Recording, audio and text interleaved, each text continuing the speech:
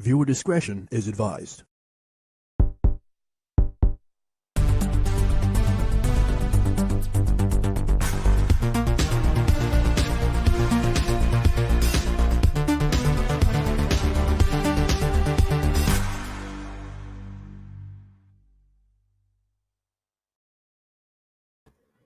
Hello and salutations. I'm Sal. Welcome back to 2 Cents Toys, and tonight we are doing the second panel for my channel for IconiCon, and we're going to be discussing what we call movie, video game, movie. It is movies based on video games and video games that have been licensed from a movie. Why it works and why it doesn't. Most of the time it doesn't, but we're going to try and figure out why is it some things translate, some things don't. Why sometimes a licensed video game works, sometimes it doesn't. And I have a great panel of whom I would consider to be experts.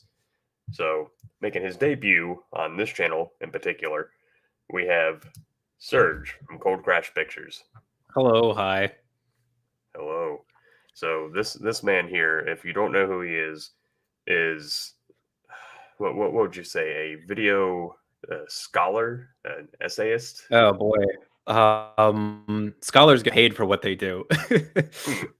I make YouTube videos about movies mostly. I have made a grand total of 1 video game review on my channel, but I have always played video games and I've wanted to make more. Especially recently. I just recently got a PS5. So I was asked if I wanted to be on this panel about video game adaptations to movies and vice versa. And I was like, yeah, absolutely. Because I've seen a bunch from the 90s, but not since the 90s. So it was interesting to revisit them now with fresh eyes, with adult eyes. Mm-hmm.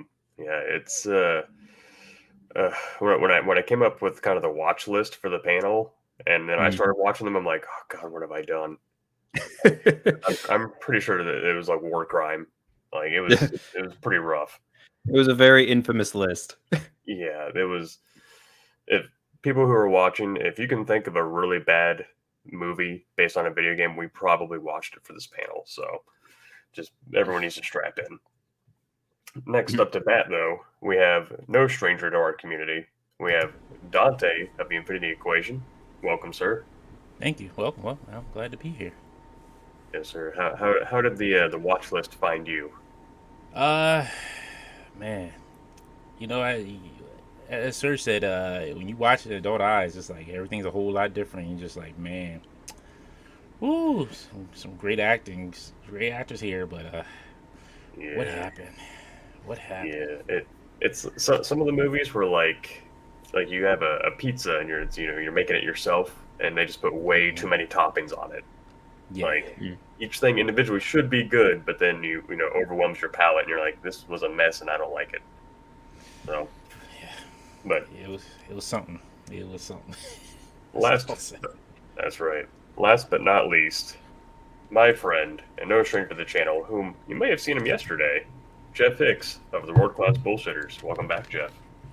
Hello, Sal. Welcome, or thank you for having me back. It's a nice welcome. Hello to Serge and Dante. We have not streamed together before, but hello to everyone out there watching.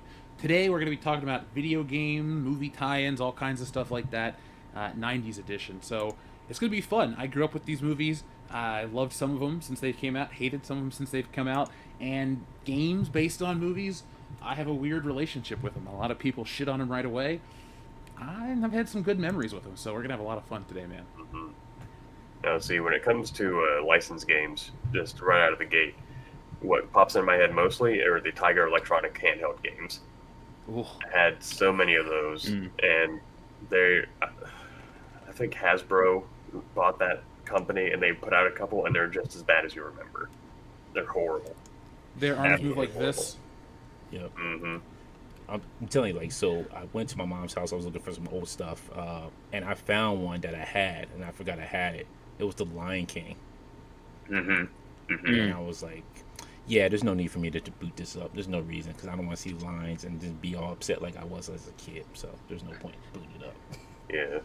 Well, actually, Dante, it's funny you bring that up, because I'd honestly forgotten about that being an option. Like, I was so focused on live action adaptations, I forgot all about Aladdin and Lion King for Super Nintendo and Sega. Yeah. And the I'm pretty sure that's where my rage problem started. Like I think it's where my anger management got started, was with those games. But Aladdin was the first video game I ever beat. bullshit. That was the very I was. Mm. This was first grade, kindergarten, whatever, however old I was. But yeah, that year, Christmas '94 is when I got it, so I beat it right away. I still stand by Aladdin. It's one of the best Super Nintendo games, not the Sega version. So I know I'm on like my own island for that. But Wow. I'm curious, why not the Sega version? it's not that I dislike the Sega version. I like the version on Super Nintendo. The control schemes are a little. I like the control scheme. I don't really care about the sword fighting like other people do because Aladdin doesn't really sword fight in the movie. Like some of the critiques or some of the positives for the Sega are like the animation looks closer to the movie and stuff like that. But I'm playing a video game, and the one on Super Nintendo was really smooth. It's made by Capcom, and it was just great. I love it. Like I would do a review if people cared. I would review that game. That's how much I like it. Oh hell yeah! Yeah. All right, so before people get too antsy in the chat, or because as we know, people will say you forgot this, you forgot that. It does happen. There were some year parameters here. We were pretty much limited from the 70s to the 90s. Like we weren't really able to go past that. Just to bring them up because I did think about it. There are a couple, of course, that come to mind. For things that work really well. Like Lord of the Rings: The Two Towers, those games were absolutely great. I don't know how anyone else feels about that. I bought it, and you know how I feel about I Lord of the concur. Rings. Yeah, they were good games. So we had that, and the bad movies based on video games was not stuck in the 80s and the 90s. We had one that wasn't too terrible. We had the Tomb Raider movies and the aughts, just to get those out of the way. But the one I'm thinking of the most, which, Jeff, I hold you responsible for this one somehow. Like, I blame you for it. I think I know what's coming. Oh, Yes. You know what's sad, real quick? This movie and the new Rock movie both share a release date of my birthday, so I'm stuck with this movie as a birthday movie. Ugh. I was 17. No. Ugh. If it makes you feel any better, I was born the same day that Ernest Saves Christmas came out. I was actually here's Like my the movie exact thing. day. I was Halloween 4: The Return of Michael Myers came out on my exact birthday, October 21st, 1988. So you win because your movie's better. I would rather watch I'd watch Ernest Saves Christmas over Halloween 4, and I like Halloween 4. Agreed. I don't know. I have a soft spot for the Ernest movies. Call me weird, but They're great. No, I agree with you. I love watching Ernest. Like that as a kid, my mom she's like, "Hey, Ernest is on." I'm like, "Oh yeah, let's go ahead and sit down, get my little bowl of cereal, and be chilling with Ernest." I'm like, "I'm good." that's Hey, right. Vern, you know what I mean? Yep. Ernest P. Worrell. All right. So quickly before it completely disappears. Sorry, I'm running about quarter speed. Jody sends in a super chat. Thank you, sir. He says, "Just cuz." So, all right. Now, I sent a very loose outline to everybody, and then Serge sent me an email with some things he'd like to talk about. I was like, "Oh, that's what a professional looks like." So, we're gonna dip from your questions because you have some exemplary ones, some really really good ones. Well, thank you. So, If go ahead. so, I thought I'd start with Super Mario Brothers because chronologically, that's kind of where the video game movie adaptations start, or at least according to Wikipedia, that's where they start. Mhm. There were a couple of movies that I thought of, like Teenage Mutant Ninja Turtles. That first movie came out in 1990, which was 3 years before Super Mario Brothers. But I think that's not so much an adaptation of a video game, so much as it's just the Ninja Turtles appeared in every single medium over that decade. Comic books, and it started as a comic book, and then toys and video games, and then finally a movie. So anyway, Super Mario Brothers was kind of the first not even high profile, but when we think of something existed as only a video game and then it got adapted to film, that's where it started. Super Mario Brothers in '93. And just as my synoptic thought about it, it's like it's really weird. It's a weird video game to pick to adapt to film, because not only is the storyline weak, the storyline is kind of non-existent. And I wrote down in my notes that Super Mario Brothers is like the reverse Jackie Jorp Jump. What that means is it's as if they got the rights to a Super Mario Brothers film from Nintendo, but they only got the rights to the proper nouns. So you've got a character named Mario and a character named Luigi, and you've got Koopa and Goombas and Bob-ombs, but the storyline is completely made up wholesale. Like the closest you could get to the video game in summarizing it is that it's about these two brothers who are plumbers who are trying to rescue a woman, a human woman person from something that is marginally reptilian, and that's about it. And I think that's the real reason why people say that they hate that film so much. In fact, I've got the Rotten Tomato score is atrocious. It's 28% for critics and 29% for the audience. People hated this movie, and it's still one of the most infamous video game adaptations out there. But anyway, I learn all of this before I go back and watch it in preparation for this panel, which will be the first time I've seen it since I was a child. And to my surprise, I thought it worked really well as a cheesy sci-fi dystopian goofy action movie. But as an adaptation of Super Mario Brothers, it's completely incoherent. I would agree with that. And watching it, I was like, you pretty much nailed it. Like, this is Super Mario in name only. Like, none of the character designs translate. None of it. Like, Big Bertha's a lady in a spiky dress instead of a giant fish. Like, I was quite partial to Iggy and Spike, though. I liked those characters. I thought they were pretty funny, especially once they got evolved with their brains. I thought that was pretty funny. Oh yeah, they get for anybody who hasn't seen the film, there is a machine that that Koopa can twist a dial on it and either devolve people or evolve them into a higher, more intelligent form.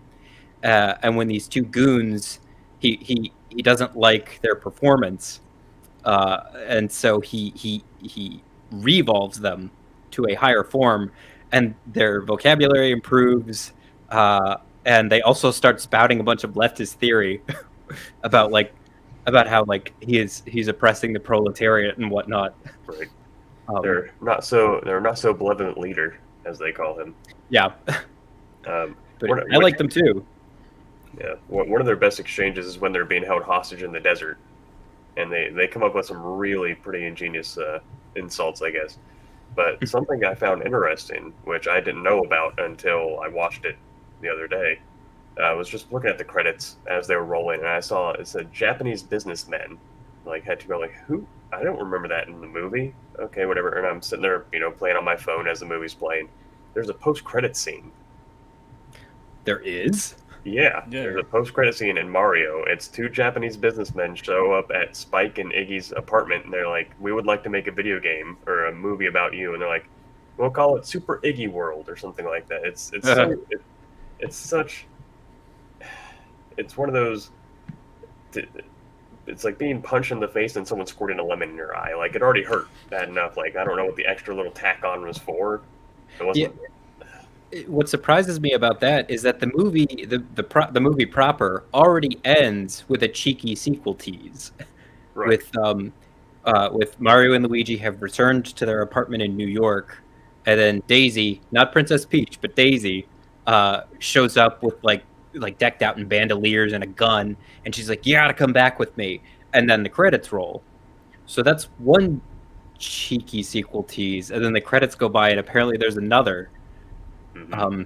They must have been very optimistic when they were filming this. Have you I heard about guess. the nightmare that was making this movie? No. Not me, no. Yeah, Oh my God, heard a it little was- bit about it. First time directors, it was like a couple, and they sucked. Long story short, people mistook their ego for talent, and they didn't know what the hell they were doing. So the making of this movie was just complete garbage, and nobody, like, Bob Hoskins was drunk. John Leguizamo would drink with him too. Like they, if you go back and you look at Bob Hoskins' interviews later on in life, he talks about, you know, Roger Rabbit. He talks shit about Mario to the point where he's like, I hate it. If I could undo anything in my life, it would be that movie. Like, it's weird how much he hated playing Super Mario. He's like, I did it for my kids. I hate it. It just makes me laugh so much how drunk they were making it. But I'm with you, man. It works if it's not Super Mario Brothers. If you put that out in '93 and it's an unbranded movie about two brothers that get sucked into another dimension, it's like, it's weird and trippy.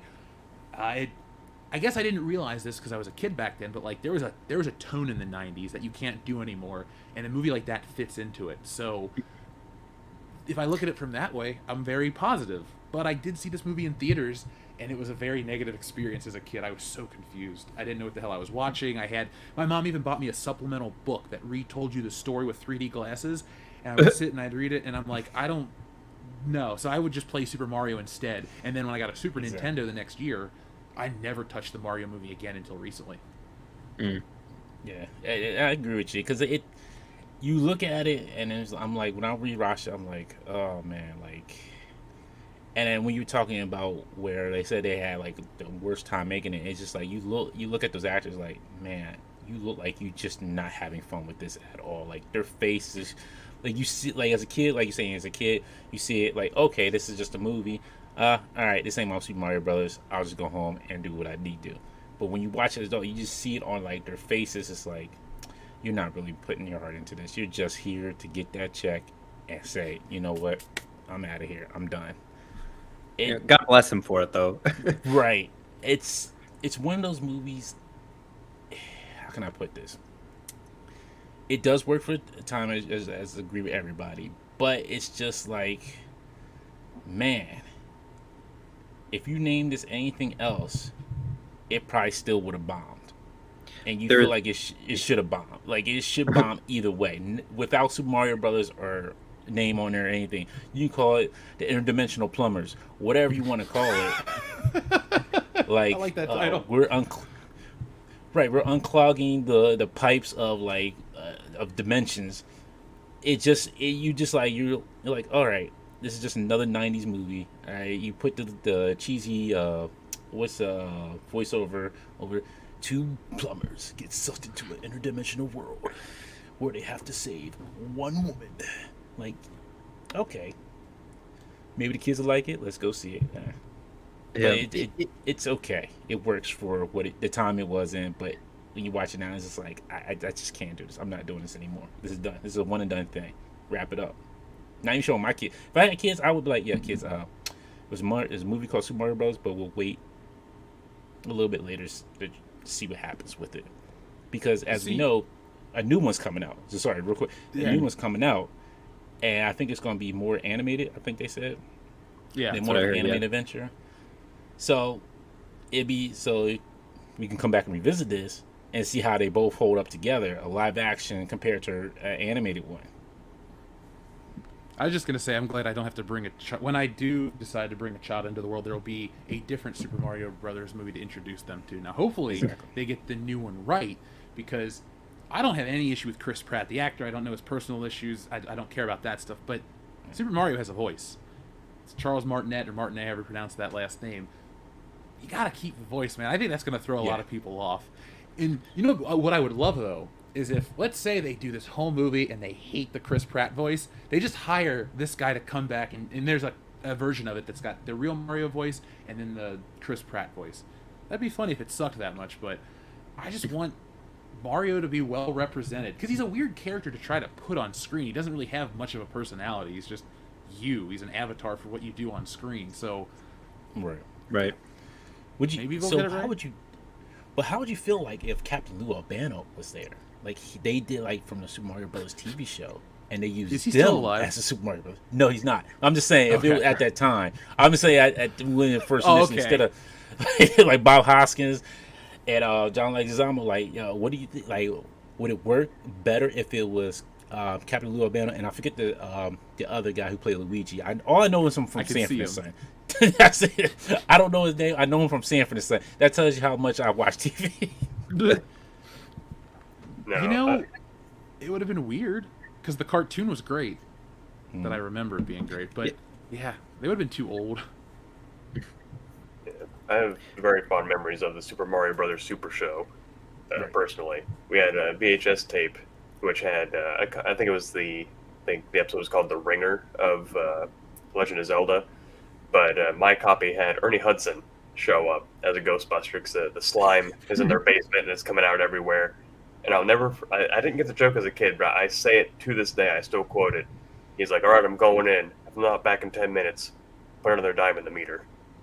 I still say that. Like I'll leave a room and I'm like, if I'm not back in 5. Put another nickel in the meter or something. People are like, "We don't use parking meters anymore. What are you talking about?" But they missed the point right over their head. Yeah. Jody, thank you, sir, sends in another super chat. He says, "Not really a movie, but a cartoon. Possibly worst game adaptation, not from personal experience, thank God." He says, "The Spectrum Transformers game. Can't say I've ever played it." Yeah, like the ZX Spectrum, the old PC. Like, is that what you're talking about? Because that one. There's like a famous video of like the robot transforms, walks 3 feet, and dies, and that's like game over. So, kind of like an internet one these days. But yeah, that one's new to me. He sends in a follow-up. Again, thank you, sir. He says, again, not a movie, but a cartoon. He says, the Robotech have multiple games that actually work. So, if I knew, like, the Robotech is a Rubik's Cube of properties and IPs and stuff that I have no willpower to try and figure out. So, it is beyond my capacities. But, alrighty. So, I think there... God, I don't know if anyone else noticed it. I'm probably looking too much into it, but I feel like there was a Wario nod in Mario, the movie, because they have the jump boots. And briefly, very briefly, when they get them, there's a set of jump boots that are wrapped in yellow. So I'm probably looking too much into it, but you know, I'm just thinking, oh, maybe that's supposed to be a wink and nod. Maybe Wario will be in the next one. But I mean, he was around back then, so I mean, they were maybe they were hoping for it. I mean, he would have been brand new. Yeah, he would have probably been in the second sequel. That's probably why Daisy came back like, "We need your help," because Wario's not taking over with his like crooked mustache.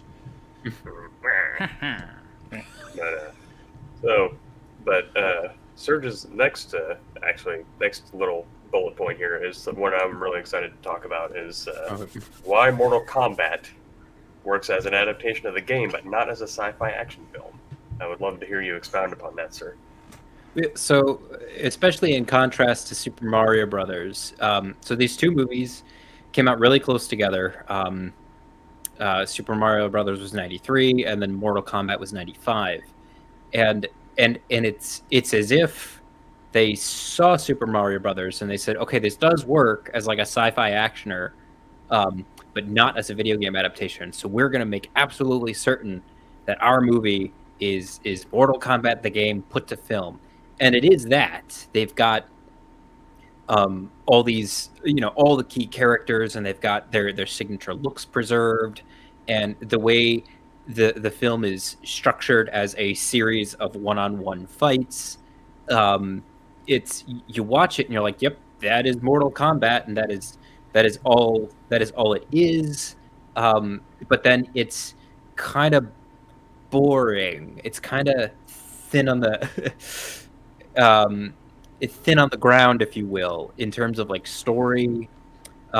You're watching it and it's like they're ticking all these boxes to make sure that you feel like you're watching Mortal Kombat, but it's it's like the exact opposite problem of Super Mario Brothers, where if you didn't call it Super Mario Brothers, I think people would have been more receptive to it. Whereas with Mortal Kombat, if you had taken away the Mortal Kombat label, and it's not much of a film. It's Enter the Dragon. It's literally beat for beat Enter the Dragon, the old Bruce Lee movie, which Yeah. I think that's why Mortal Kombat absolutely works. It's a kick-ass movie, and it has everything. It's the best video game movie. They still haven't topped it. Sonic the Hedgehog can kiss my ass. Like, it was a fine movie, but Mortal Kombat, you had to be there for it, first off. Mortal Kombat is a bullshit franchise in itself. It doesn't take itself seriously in the lore. It rips off of Bruce Lee movies, every other martial arts film. Hell, the characters' names are just the developer's name spelled backwards. So Mortal Kombat itself is not this sacred thing to start out with, and it already was just a hodgepodge. And the movie's just a hodgepodge. And I think it represents Mortal Kombat and whatever modern action or martial arts films of the mid-90s were. It kind of fits in with your Van Damme, your Steven Seagal, like any of your 1990s action flicks. Mortal Kombat just kind of it's weird that it's like a video game movie because it blends in with everything else. If anything, it doesn't do the video game justice in terms of the designs because it's a little muddy and not as colorful as the game. But I think the only thing Mortal Kombat misses is the violence, but I don't really miss it because the story's fun. I like Liu Kang's hero's journey. And they got all that stuff going for it. And if I may clarify, it's not that I didn't like the film. I think as an adaptation of Mortal Kombat, it's really fun. It's got all the iconography. You feel like you were watching. It feels very pure as an adaptation of Mortal Kombat. They clearly nailed what they were going for, which is all that I ever want a movie to do. Not to satisfy everything I want from every film at all times, but to just accomplish what they were going for.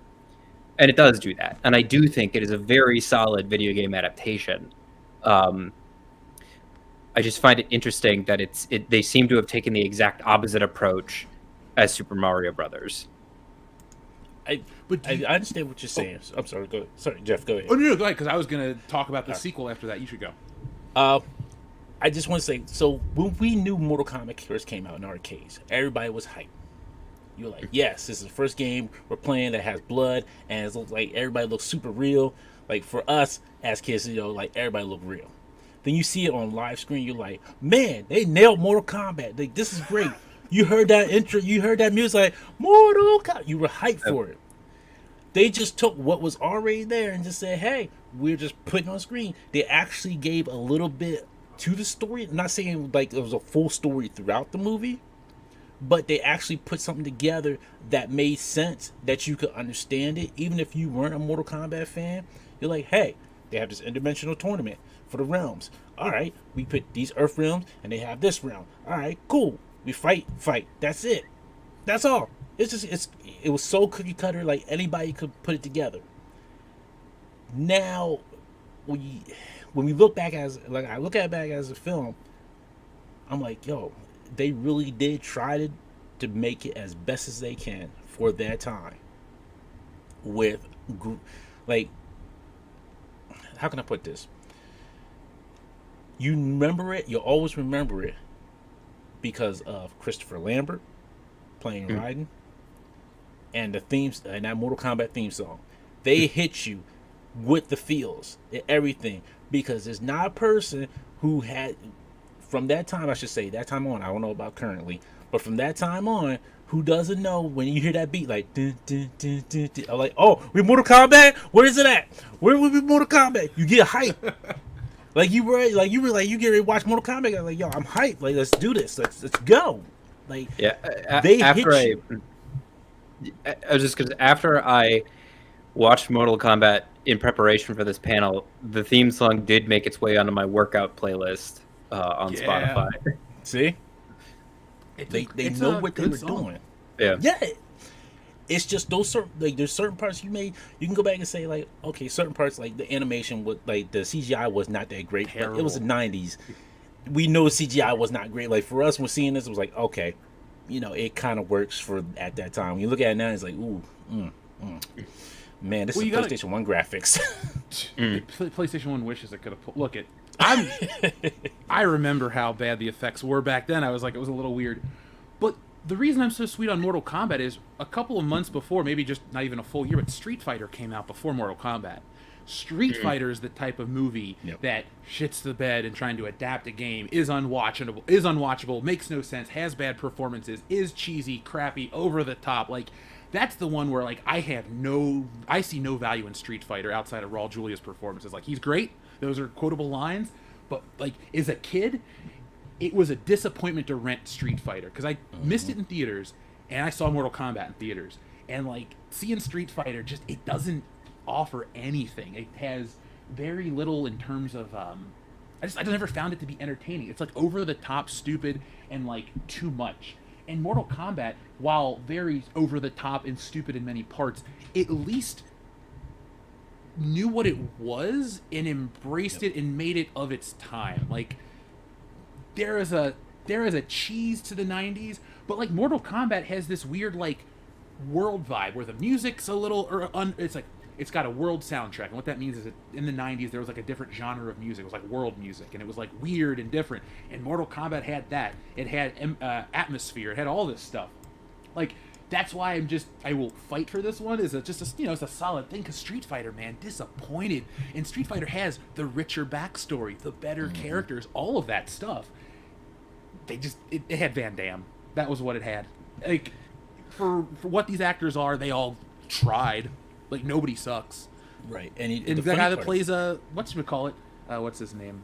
Cary Hiroyuki Tagawa, the guy that plays Shang Tsung. He's the best. He steals the show. Like yes, the new movie couldn't even get anybody to compare to that.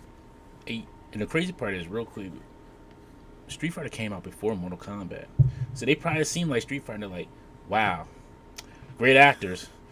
Whole thing is bad.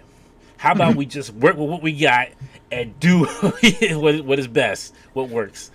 We're not going to go all out, like they did in Street Fighter. And I agree with you, because remember, even though that movie, like, people were hyped for the movie, and like, man, you got a lot of good actors in here, and we still thought it was a bad movie, Capcom still tried to make money off of that with the fighting game from the movie, Street Fighter the movie. Remember, because they did make an arcade game off of that.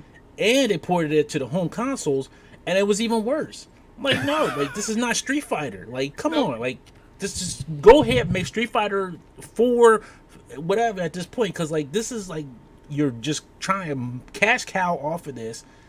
Like somebody just said, hey, Capcom, how about we make a Street Fighter movie? They said, cool, okay, do it. You're like, we this is cool, and then we seen what happened. We're like, man. Capcom was like, let's back out of this. Watching them in chronological order, Super Mario Brothers in '93, Street Fighter in '94, and then Mortal Kombat in '95. It seems to be that like Street Fighter, they were like, okay, well, what if we made it even cheesier with an even more complicated plot? And then when that one also failed to recoup its budget, because neither of these films did well at the box office. It's like Mortal Kombat went, okay, what if we went in the other direction? Slightly less cheesy and a much simpler story. So long as we're revealing all here, I have a soft spot for Street Fighter, the film. I have a very high tolerance for cheese. And how do you even explain the plot? It's there's a dictator played by Raul Julia, and he has taken like 50 UN nurses hostage, and he's like they're not like, it's not the actual UN, notably it's like the AN, but they have like the same logo and same colors. Allied Nations, I think. Yeah. And so like there's this dictator in some, I kept trying to see, and of course some made up country, but they show it on maps. And it's Southeast Asia, like Laos, and I think it was filmed in Thailand, for the most part. But so he's this incredibly over the top, self-serious third world dictator, which I'm reading in the trivia that Raul Julia was like studying. He was studying like the wardrobe of one dictator, and then the posture and the hand movements of another dictator, like Mussolini was in there, and Stalin, and so it's just this super cheesy, corny hodgepodge. And he's demanding like $20 billion in exchange for the lives of these like 50 Doctors Without Borders workers, and all of these military forces are converging on him. to try and defeat him, and ultimately infiltrate his base and defeat him. And he's got people working on the inside who have fluid loyalties, and it's like weirdly, it's an ambitiously complicated plot that seeks to give every single character a very unique motive and want. And there's like reversals when people decide to switch sides, or they've been on one side the whole time but in secret. It's very ambitious. And to be honest, the one thing that I really didn't like about it is the one thing that Jeff mentioned, that the one thing he said it had, which is the muscles from Brussels. Jean-Claude Van Damme is he can't deliver a single line without you going, what? And it's not the accent, it's just his line readings are so weird. Like there's like he gets like a St. Crispin's Day speech right before they invade, where he's been ordered to stand down by his superiors, and he gives a speech to his troops where he's like, I'm not gonna give up. But like you watch the movie and he's like, well, I'm not gonna give up. And it's, I don't know, it's just and then like his character is like this, he's just this flippant, like eye-rolly, dismissive, I don't know. He was the one thing I didn't like about the movie. His fight scene at the end is wonderful, though, and he finally gets It down is. to business with M. Bison, and he hits him with the kick. It's the one thing that JCVD can do really well, better than anybody, is fight scenes. But he only really gets one serious fight scene at the very, very end. So it's like, so we're talking like Steven Seagal level acting right there at that point. Like, he's like, in my humble opinion. Like, yeah, they would have been better off. They could have got Steven Seagal and still got the same performance and just be like, yeah, well, I think we're going to go here. He looked cool in a blonde wig. I mean, yeah. I still think, I know they did that Street Fighter Legend of Chun-Li movie about, what, 07, 08? Like, I still think, I think it's been enough time that you could, if you have to make a Street Fighter movie, you could do it right. I don't want to see a Street Fighter movie because Street Fighter's changed completely again, but, you know, maybe. I think Street Fighter would turn out better this time than Mortal Kombat did when it came out last year.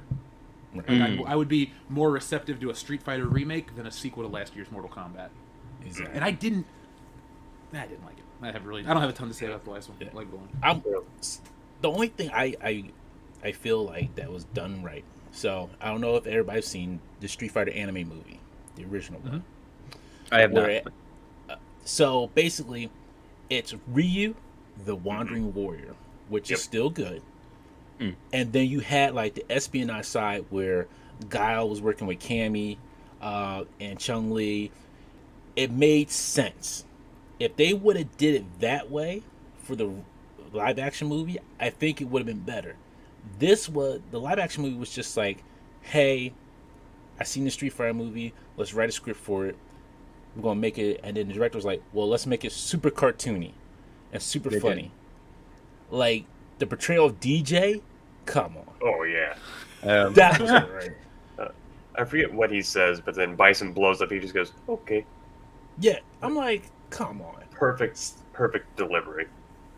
But The guy. Oh, sorry, go ahead. I say what you will about that movie, but our guy Bison dressed to the nines. No matter, like he brings Chun-Li up, and he's getting in. It's basically PJ's version of his uniform. Like he still has a hat and to the nines always. A very classy dude. But my favorite part of that movie, speaking about the end fight scene, is magnets. He has this long monologue about magnets, and that's what makes him float in his chair work. So that movie also has a post-credit scene. It was cut from theatrical releases, but I guess it was included in the home releases. It goes to the end, and the computer says something about life being back to 10%, and you see his hand, his being Bison's hand, pop out of the rubble, Shredder style from TMNT2. but for obvious reasons, they cut it out of the theatrical release. Yeah. So, Yeah. And Brian Dillingham, thank you, sir, sends in what we call a Dillinghamism, where he sends in a super chat with no text. Thank you, sir. And then with another thing I feel like they kind of stuffed in there was like everybody looking like their cartoon counterpart, like the game counterparts. Chun-Li with the hair rolled up at the end and fighting in the dress. I'm like, did you really have to fit that in? You could have just made like Chun-Li. Like you didn't really have to try to make her look like her game counterpart. Then who else? Vega. He throws away the claws when he's fighting somebody. Like Vega never threw his like he got him knocked off, but he doesn't just. Yeah, I'm just gonna throw him off and just throw the hand. He's too protective of his face, man. He's got to be exactly. like, they didn't get. Maybe they needed a lower rating. Odd. I know this is an odd comment to make, but I think Street Fighter actually would fare better in the modern age because here in America we've adapted, or we've basically taken in anime and manga, Japanese entertainment more so than we did back in the day, and there's a lot of weird changes that the people making the movies didn't get. We're kind of a generation removed to where the weird stuff from Japan they wouldn't adapt right is now kind of commonplace. So I think Street Fighter, if they were to touch it again, would probably be more true to whatever it's become because the world's kind of caught up to with what Japan produces. And maybe it'd be awesome, maybe it would be terrible, but I think it would be closer to the source if there's any positivity in that. But if you focus it, so if you make the main focus like Ken and Ryu and build off of that with the other characters, it would work today. I can see it working. Like you have like Ryu, being his wayward warrior. He goes visit his friend Ken, in America. They're hanging out, and then Bison suddenly attacks. You still have the story of, he killed Chun-Li's father, and like you build off of that, have that good world building where somebody writes it so well and the director understands it and just like, hey, we can build this where you have a good story with good characters. And you don't have to have big name actors for it, but you have like new actors. But the thing is, they also got to put in the time to look like some of these characters too. And you don't have to have it like with the classic look from the game. You can kind of change it up a little bit. I don't care; doesn't bother me too much. But you can change it up to make it work for today. There we go. Sorry, I realized I'd forgotten to pull movie posters to see what we were talking about. My mistake. So that's the movie in question. That logo, man, takes me back. Oh yeah. This was the back of so many comic books I read as a kid. Yeah. You were so excited to see it too, like, oh, Street Fighter on the main screen, like, yes, this is a game I'll go to arcades and be playing. And then you come out there like, I just saw the Addams Family 2 or 3. I seen Raul Julia. Right, like I seen Raul Julia. He was in Addams Family, wasn't he? Like, come on now. Oh, no, Addams Family didn't Addams Family come out afterwards? I think.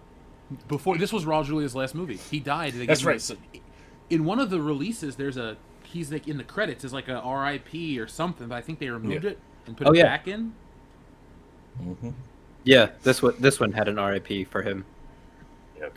It's kind of this isn't any heavy analysis, but I was reading through the trivia for this film, and it has the wildest trivia of anything else I've seen on in preparing for this panel. It's kind of a wonder that the film exists. They blew a third of their budget on Jean-Claude Van Damme's salary, and then he was apparently disruptive on set, or offset in that he wouldn't show up. Raul Julia had stomach cancer, and he had undergone surgery and lost a ton of weight. And so the director had to move all of Raul Julia's scenes to the end of the shooting schedule so that he would have time to put weight back on. But then it didn't work anyway. Like one pull quote I read was that 10 days into the shoot, they were 6 days behind schedule. Wow. And that what else? I was reading that they submitted to the MPAA, and I was reading that it originally got an R rating. No, excuse me, all the way around. It originally got a G rating according to the IMDb trivia. And so they had JCVD throw in a couple of expletives and then it became PG-13. That doesn't pass my sniff test, because there are a lot of people who get machine gunned to death in this movie, and I don't see them walking away with a G rating.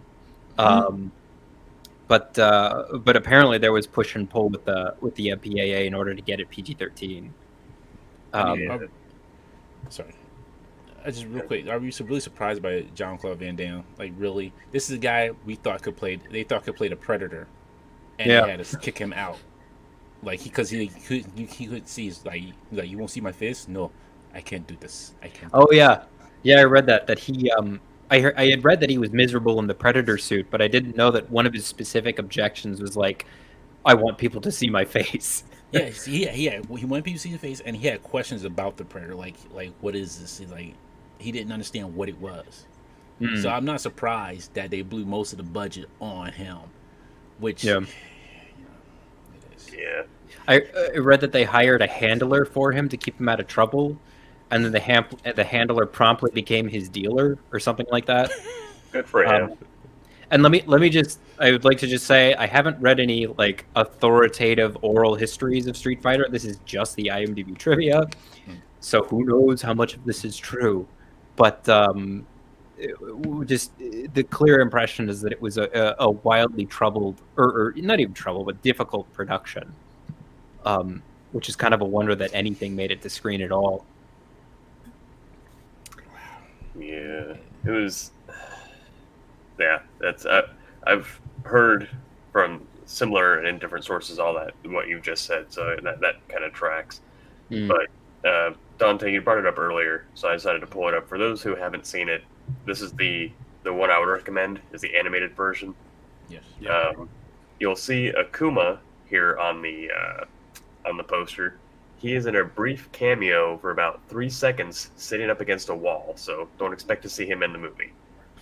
But no, he's in there twice, isn't he? Because he's one. You see him kind of like at the airport, and then there's the wall scene. Like there's a brief second you see him at the airport. I forget which scene it was. I think it was Ryu or Ken. Somebody was coming in from the airport, and he's like, you see him for just a hot second, and then he's gone.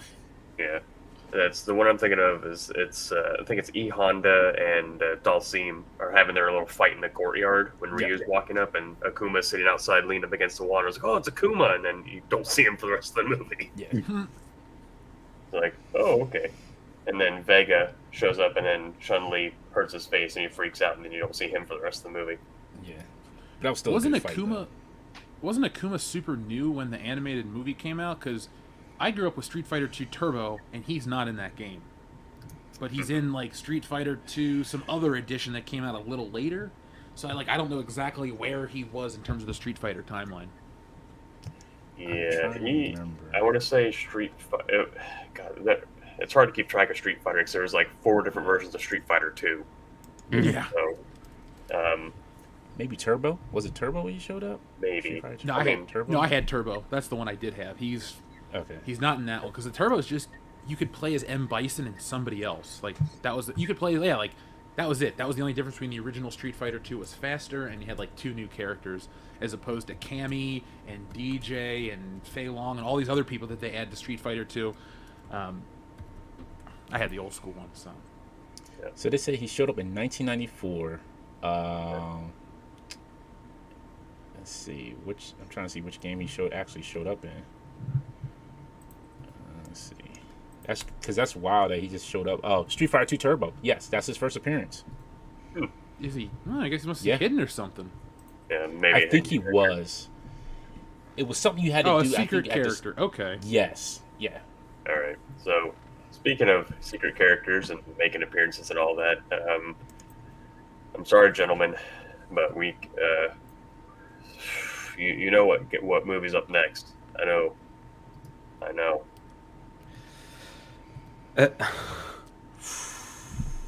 Yeah. For everything I had to say about Mortal Kombat, I take it back.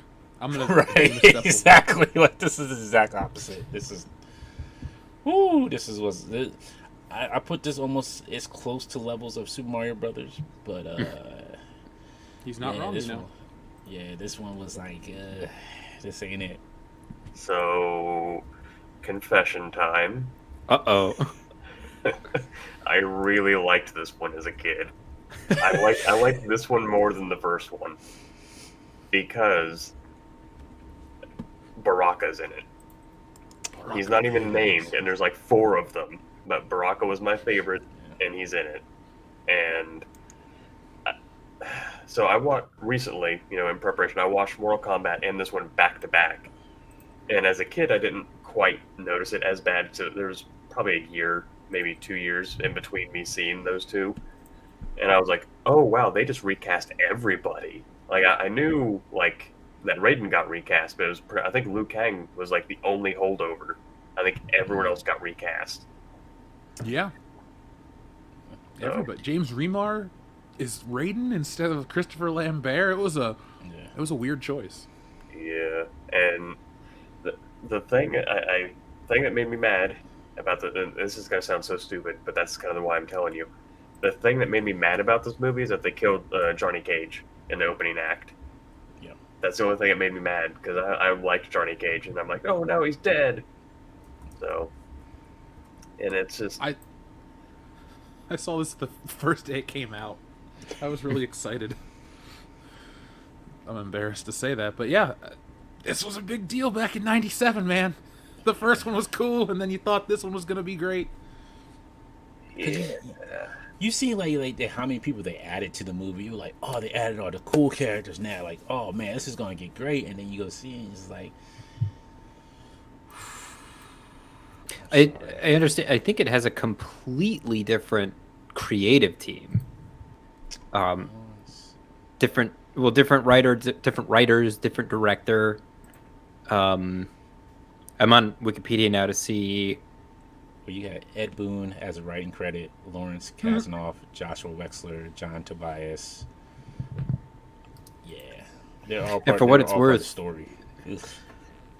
Paul Anderson directed the first one, which he has since gone on to direct a lot of, I don't want to say highly regarded, but as far as movie adaptations of video games go, he gets a lot of his body of work gets a lot of golf claps. It gets a lot of not terrible. He gets the most like polite applause, I think, of any director who directs these things consistently. Anyway, mostly just crediting that to Resident Evil and Monster Hunter. Oh God. But anyway, I'm just grasping at budgets. I'm just trying to. I'm on Wikipedia to figure out why they changed the whole creative team over, because the budget for the sequel is actually higher. First Mortal Kombat's listed at 20 million, and the sequel's listed at 30 million. So anyway, I don't know what prompted the change. I have no idea. Jody, thank you, sir. Before it falls off, sends in a super chat again. He says, again, not a movie but a cartoon. The best Transformer games were War for Cybertron and Fall of Cybertron. So, Yes. I've not played those, agree. so I'll take his word for it. Yeah, those were good ones. Fun running guns, yeah. And before we move too far away from the fighting realm, Andrew Sabina, thank you, sir, says, I heard that Raul played the game with his kids. He knew he was sick, so he wanted to be in the movie for his kids because it was a special shared experience for all of them. That is correct. So it's very sad indeed. Very sad indeed. Just like these bots that keep showing up in my chat. Look, they're here for the movies too. Come on, man. Yeah, they like Mortal Kombat Annihilation. They're here to stop us from talking shit about it. Exactly. I guess so. This, yeah, you know, when I'm looking at all the characters they try to stick in this movie, it's just like, man, like you had Ray Park in this movie. Ray Park. Oh wow. Really? Who did Ray Park play? Baraka number 2 and Raptor number 3 and Tarkatan, which is Baraka number 2. I'm sorry, yeah. Okay. Oh, well, that tracks. I mean, that just further solidifies why this is the best one, because Baraka is the best. And everyone loves Ray Park. So, but no, the movie, like, it had a lot of characters. It had Rain, Ermac, Motaro. Shiva went out really weird, but because I don't know. I wanted to bring that up with the first Mortal Kombat because I think they did it really well with Shiva. I was going to ask how you all think the Goro went, how he aged. Hmm. Do you mean looks or like actual story time or Like story elements?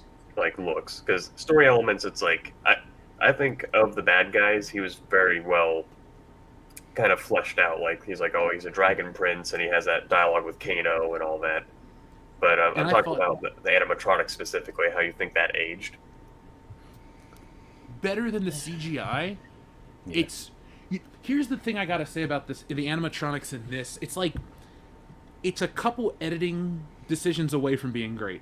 Like instead of focusing on what we did with our $20 million budget, cut away a little more. There are shots where it's not an animatronic. I think there's a shot where it's like some are dudes in suits for the punches, and other ones are the robot itself or whatever. Like, it's good for what it is. It scared me as a kid, but like, it doesn't. It's not laughable, but it's not like, oh whoa. It's the 90s. It's as bad as the optical effects of Goro falling off the mountain, or as bad as the other CGI. It's just of its time. So Yeah. I thought the Goro animatronic held up pretty well. I agree. Yeah. So for anybody who doesn't know, briefly, Goro is the only like not human Mortal Kombat character. He's got 4 arms basically, and the way that they realize it on film is they get somebody who he's got like a fake torso sitting on his shoulders. So Goro has got 4 arms, and the bottom 2 appear to be somebody's actual fists in a suit, and then the second pair of arms above him appear to be animatronic for most of the shots, and then Goro's head way up top is also animatronic. And I thought it was a compelling realization. What was less compelling was the fight that took him out. He just gets punched in the crotch and then falls off of a mountain. They're $500 sunglasses, though, dude. Come on, wouldn't you do the same to Goro if you broke your $500 shades? Well, I don't doubt the motivation. They were building up Goro as like I thought he was gonna be the big baddie, like maybe the second last fight. But no, Johnny Cage just punches him in the crotch and kicks him off a mountain. Well, but also the cheese works for the film though. Like I'm not like angry about that. I'm just like, oh, of course. Mhm. what did you think of Goro's new Mortal Kombat? Because it's weird, both movies kind of just toss Goro to the side as quickly as he appears. Yeah. Yeah, that was my, well, it wasn't my big. It was one of my several complaints of the new Mortal Kombat movie. I was like, oh, Goro's back, and they killed him again. Very quickly, even quicker than in the first Mortal Kombat. Right. Wasn't the new one he did stay around a little bit longer? Like he actually portrayed like he was Goro, like giant with the 4 arms, and until the unnamed hero, guys tapped into his power and You mean blasted not Liu him. Kang? I don't know who he was. I don't know who that dude is. Yeah, they made him up for the movie, and it's like Yeah. they couldn't just do Liu Kang. They had to make up a derivative. Exactly. So. I think with the new movie, it was, and just to compare it to not kind of bringing on that Annihilation, because I did not enjoy the new one. I know a lot of people did. I just did not. The story was not on par. Like you started off good with Sub-Zero, like coming in, like freezing everything. Like Sub-Zero, he was awesome. I forget his name. Who played Scorpion? Hiroyuki Sanada. Yes, love him. Love him. Anything he's he so good. touches is gold. Yeah. Let that man, like you bring him on, he's like, all right, I'll bring my best. Yep. Love him as That's right. Scorpion. All right, so we are beyond the halfway point, and I'll bring up one final movie adaptation, and then we have to start talking about the other half of this conversation with the movies that were based on video games. So we'll just quickly talk about Double Dragon and how this movie, having rewatched it, it's not bad, it's not it's not. It wasn't offensively bad, but I guess the difficulty, because Double Dragon is it's a side scroller beat 'em up, and it was kind of the first of its genre. Like, it created the side scroller, or at least popularized it for the beat 'em up, and I think it was done okay-ish, but Yeah. Double Dragon, of all the movies that I watched for the first time in preparation for this panel, Double Dragon left me with the least impression. It's like you watch it, it felt like the average, it felt like if you took every other film on this panel, blended them together, and spat out the average, you get Double Dragon. It was like getting a frozen pizza, like a little frozen like Tostitos pizza from the store, and putting a little bit of extra cheese on it before it went in the oven. Like, that's pretty much all it was. It was like very bland, but had a little something there. This movie is like 2 steps away from Surf Ninjas in my book. Like, it's that 90s, like, over the top martial arts. What the hell are we watching? Like, almost like 3 ninjas. But that doesn't mean it's bad. Right. This was not Double Dragon. Like, this was, if you named this anything else, it probably would have flopped as a kid's movie. Like, yeah. If you didn't put Double Dragon on here, this was like any 90s like action movie. Like, once again, you just do it like 2 brothers with a pendant have to go save somebody, and like, that's it.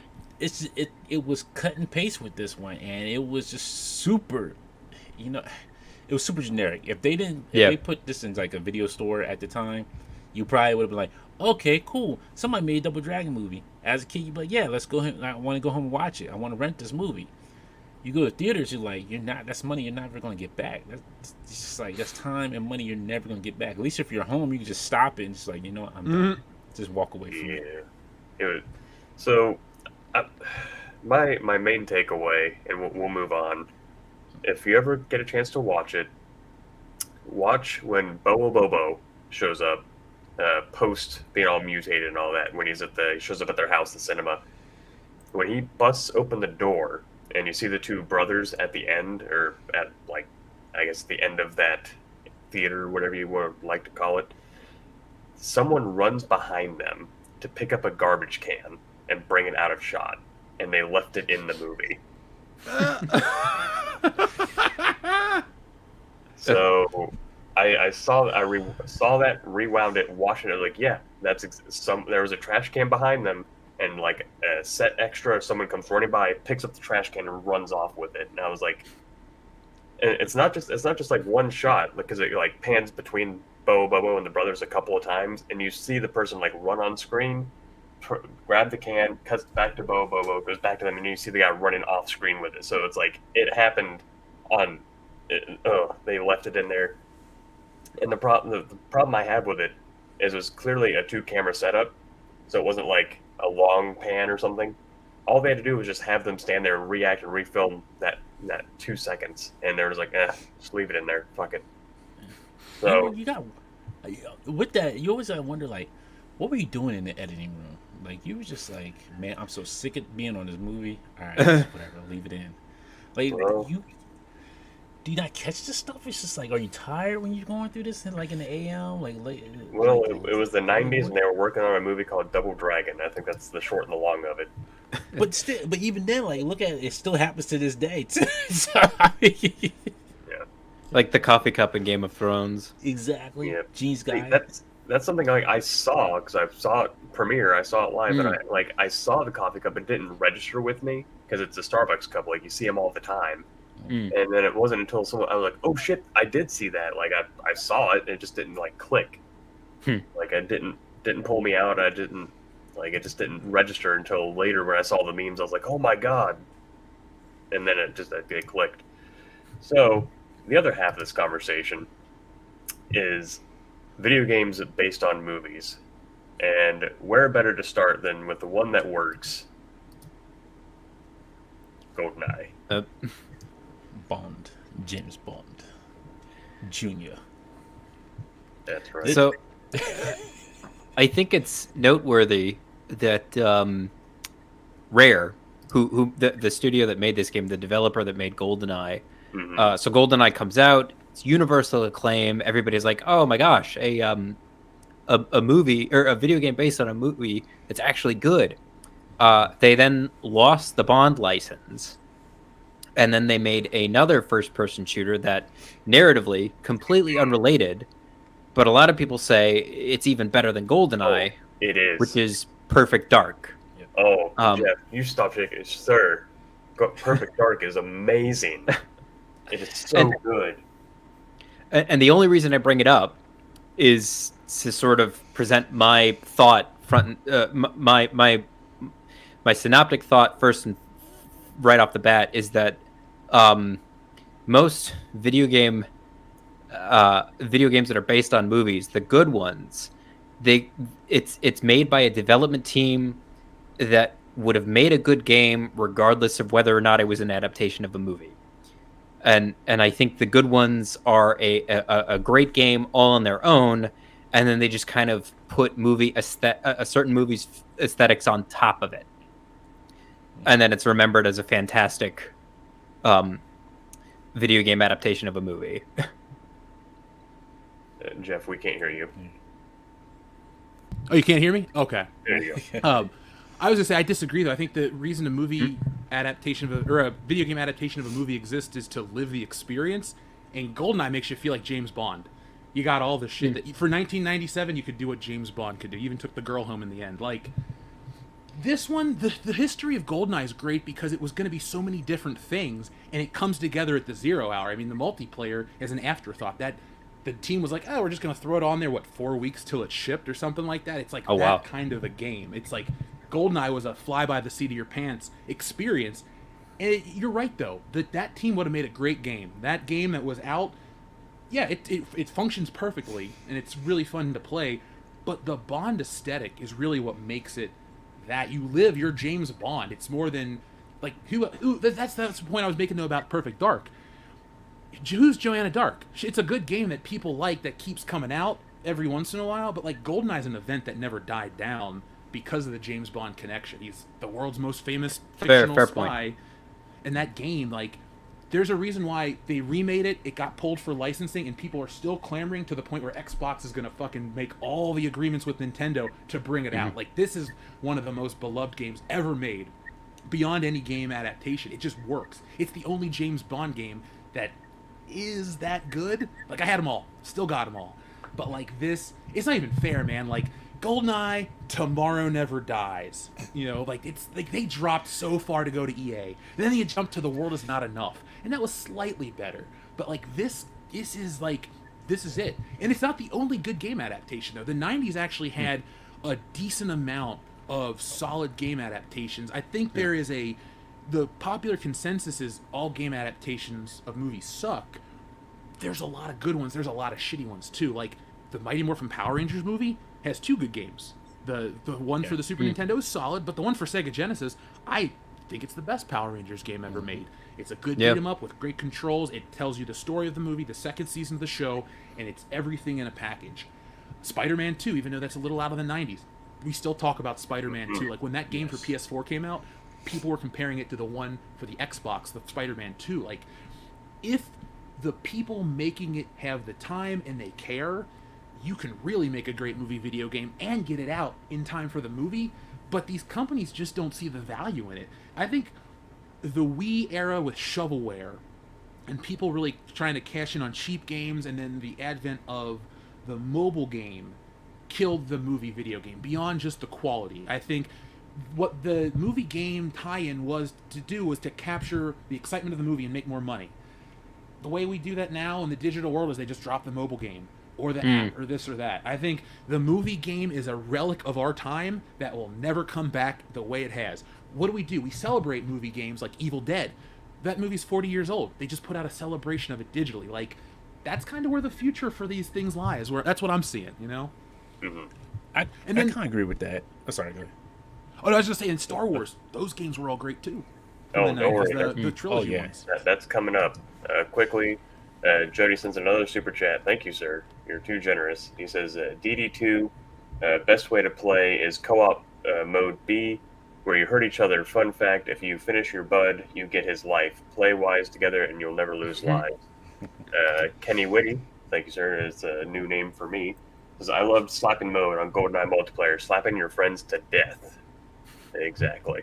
So Yeah. it's worth saying before I take this off the screen that the Nintendo 64 holds a very solid place in my heart. It was a console I have very, very many fond memories of. That console wouldn't be shit if it weren't for Rare. Saying Rare made not all, because Ocarina of Time's a thing, but it made most of their best games on that console. Jet Force Gemini. Yep. Yeah. Donkey Kong 64 sucks. Oh, I bought that game when it first love came out. Donkey 64. That I feel like everyone got duped. We got that. Well, I got it because I was an only child. I needed the expansion pack, so my mom bought me the game that came with the expansion pack. Loaded that up, played it for weeks, man. Like, Rare was actually, I hated Rare. I love Rare as a developer, but the N64, they honey-dicked me the most. I love GoldenEye, it's my favorite game, but Banjo-Kazooie, Donkey Kong 64, and Jet Force Gemini, which I loved the most out of the other ones I listed, I never finished those games, man. They were the infinite complete quest. It's like their games got a lot of praise for being very similar. And in the late 90s, I was just like, give me GoldenEye, Zelda, WWF, WrestleMania 2000, since we're sticking to the 1990s. Like, Rare made great Diddy Kong Racing. I take that back. That was a great game. That was my other Rare game Diddy Kong Racing was the shit. So I don't know if it was better than Mario Kart, but Sorry, real quick. Just what about Conker's Fur Day? Because they did that one too. That was out of realm. I forgot that game. Okay, we rented that from Blockbuster back in the day. That was like the last thing I played on the N64. That game's crazy. Never finished it, but the shock value makes it memorable. Yeah. So you may not like DK, especially if you didn't like Banjo-Kazooie, because if I'm not mistaken, DK was supposed to be. It was a lot of unused things from Banjo-Kazooie. So that's how that game was made. Like, there were entire worlds that were ripped from... there was, like, deleted content from Banjo-Kazooie, so that might be why you didn't like it. Before I bring up this next one, though, I'd be remiss if we didn't talk about this before moving on. There's one more movie based off the video game. So... Saw that first day. Yep, same. You know I what? was there. I didn't watch it until I had to do this. I never watched a Pokemon movie until we had to do this. I was only a Pokemon fan when I was in high school, in my last year of high school, and I had the Game Boy Color, and I was playing it on there. Other than that, I had no interest in the show. I had no interest in the movies. It's sad to say, like, I just had no interest in any of the, like, animated stuff. Like the games, I'm like, okay, cool, I'm going around catch Pokemon, gotta be number one. But the movie was okay to me. I didn't, it still didn't move any feelings in me. See, I know Jeff and I are around the same age. Serge, I'm not sure how old you are, but for us, like, Pokemon was my entire life. Like, I was in, like, the 4th, 5th grade when it hit, and then the movie came out, and I remember, like, begging to go so we could get that, like, exclusive Mew card that was like the Mew fossil card or whatever. It was a promo. And I remember that. yeah, the Burger King had that. I was big into Pokemon. Yeah. Oh yeah. The video game and the card game in particular. Oh yeah. So.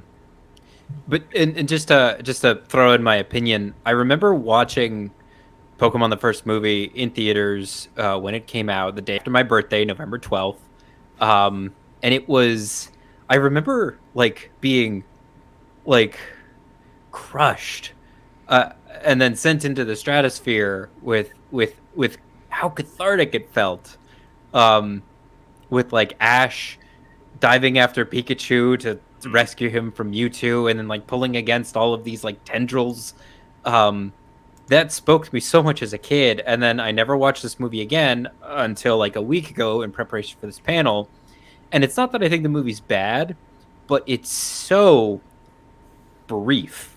And not just not just in runtime, but it's like there's all this buildup.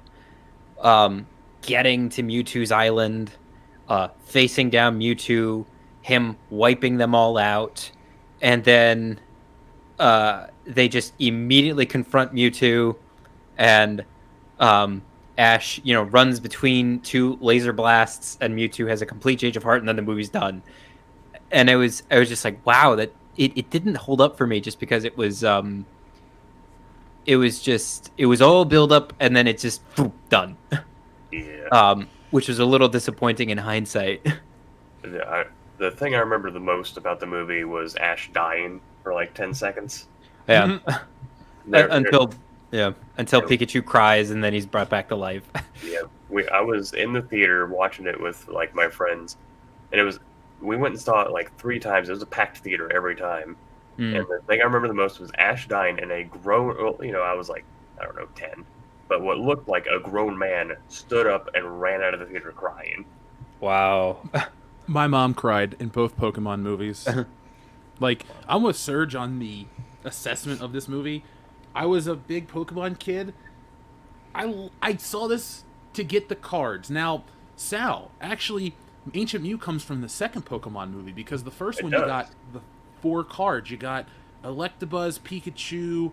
That's Long right. story short, you could go to the Warner Brothers store. We had one in our local mall. And so my mom was like, hey, I went to the store and I got you those new Pokemon cards from the movie. So like when we went to the movie, I just was like, all right. Everyone was like clamoring to get the Pokemon cards in line. She's like, we got them, don't worry. So I had double sets, but whatever. But my point is, she cried. And she It's cried okay, when he Jeff. turned to It's Ash flex, or it's whatever. fine. And then, what'd you say? I said, it's okay, you can flex. It's all right.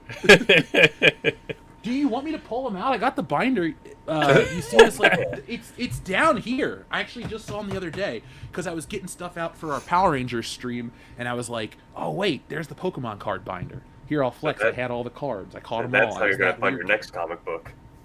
Those things are like money now. You know, I will never get rid of them. I have. Good. The thing is, I don't like the movie. I don't have any association with the show or the games. Back in the day, I did. I loved all that shit, but I got out of it quickly. So I will hold on to them because they are a very important part of my childhood. But Pokemon is something, I won't say I'm embarrassed to have ever liked it, but like it was like it burned white hot for a minute, and then I got into wrestling, and then it just kind of was like it was there, but I was into that. Mm-hmm. So quickly, you see our next topic, but quickly, Jody again, thank you, sir, says, don't forget Detective Pikachu. Correction, please forget Detective Pikachu. It's already done because I never saw it. Same. Nor did I. I've So- never seen it either. Now we're moving into territory where the game adaptations, at least for me, are not so good. So, You don't I like don't this know. one? No. Really? It's don't fucking know. hard. Yeah, Yes. that's why. I even as an adult, like I still own my copy. I think I have Empire, and I think I have Super Return of the Jedi. I think those are the 2 that I have. So incredibly difficult. Like if there's a lot of platforming, it's a side scroller, and it's like if you are fighting a Wampa or whatever the case may be, and you back up or it knocks you back a little bit and you go forward, it respawns. It's so hard. I never So finished the incredibly game. hard. I don't think I didn't finish it either. I love Return to the Jedi. I think I have no confirmation, but it feels like they turned the difficulty down a lot for Return to the Jedi, because I distinctly remember beating that game in the 3rd grade for sure.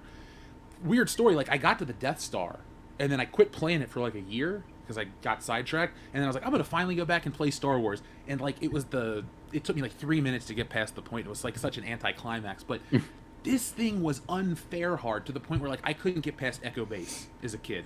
I gave Right. up. I've watched videos of people fight Darth Vader on YouTube. Like I never. No, I take it back. I put in the codes. You can put in the passwords to jump levels.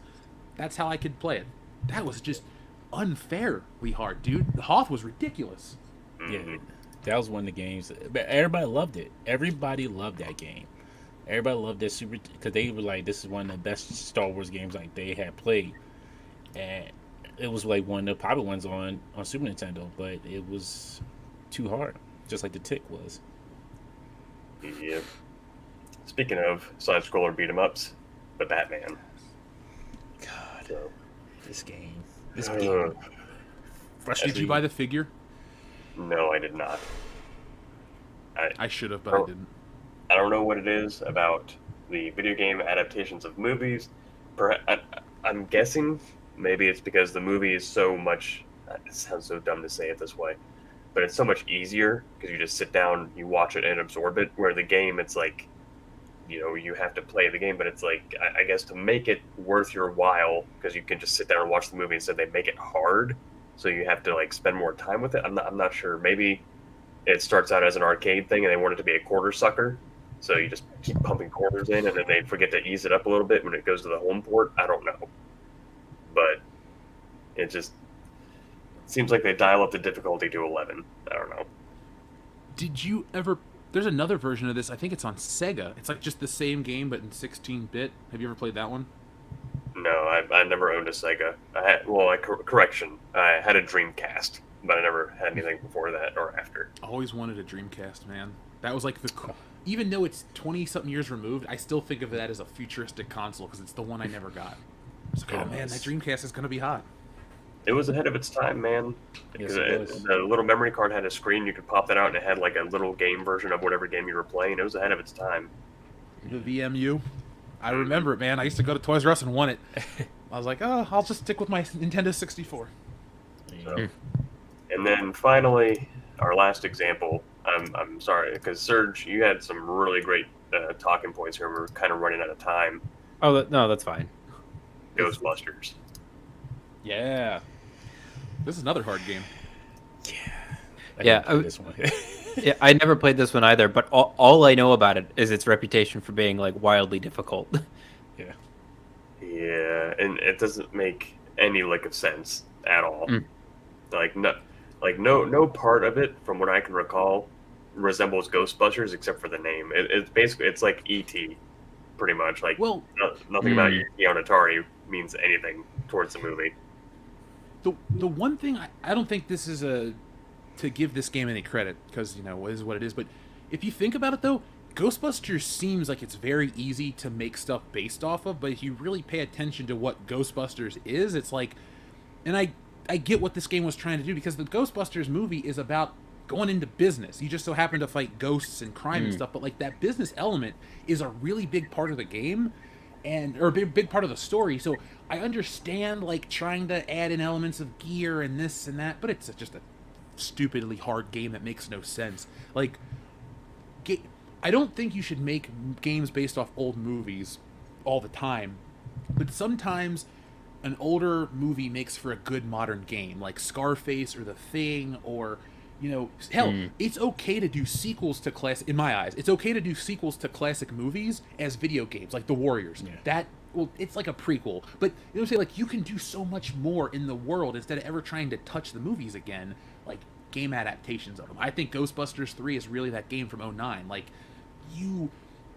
that's why the misnomer of like all adapted games are bad really hurts it, because like they tried to make it at the wrong time, and if people understood that there are a bunch of successful ones, maybe we'd still see more licensed stuff. Or, maybe it's the way it was always meant to be. Original IPs over licenses.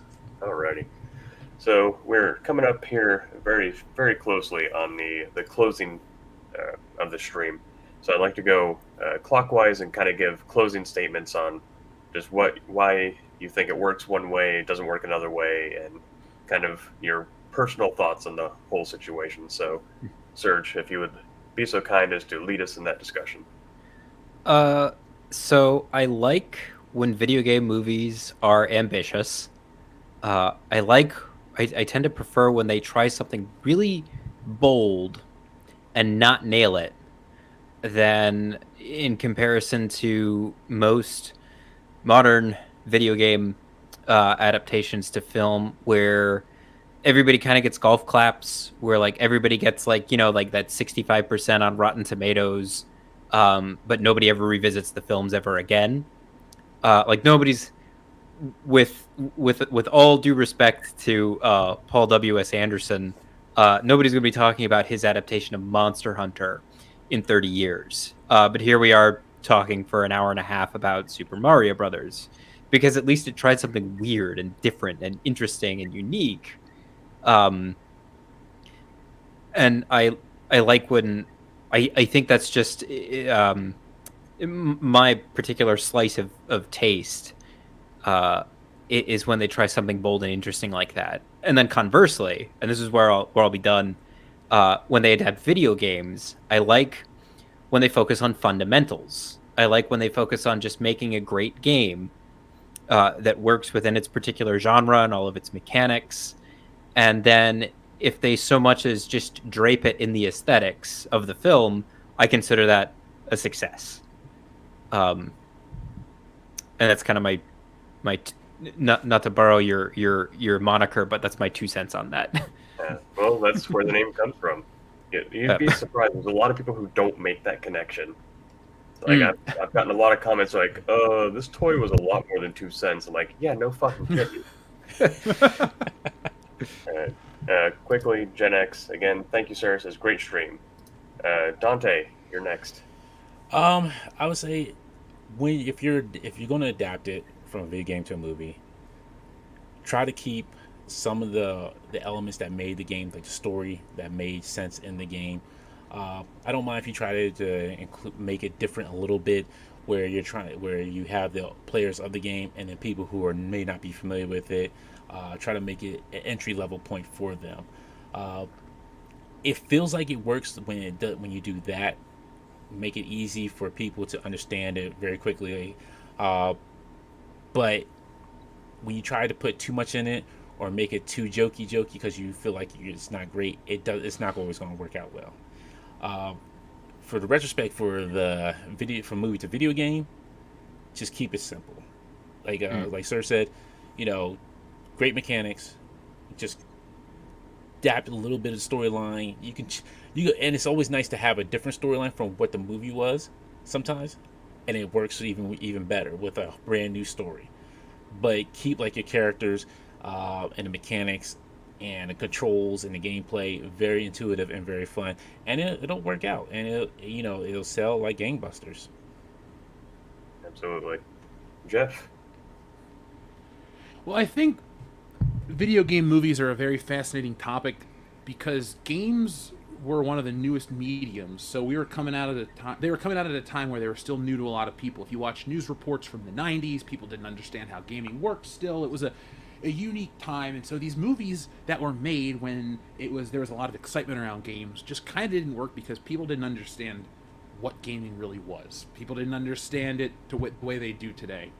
And so I love this topic because it's a time capsule of obviously the past. It's an obvious statement, but we've basically, entertainment's changed so much and evolved, and video games have really been there with us, and video games are now the primary source of entertainment for a lot of people. So it's kind of like watching movies based on something that eventually have now overtaken movies in general. So I like the video game movie because if I like a property, I want to consume all of it.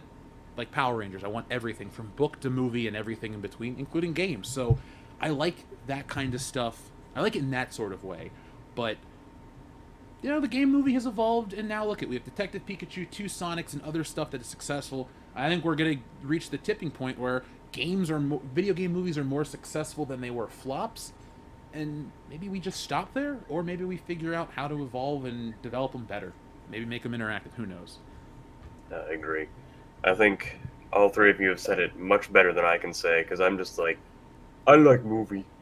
So I'm very simplistic. I think sometimes it works. Like sometimes you can take, I guess, not a fish out of water, but I think, and this is such a bad example, but I think of the movie Hellboy, which is obviously not based on a video game.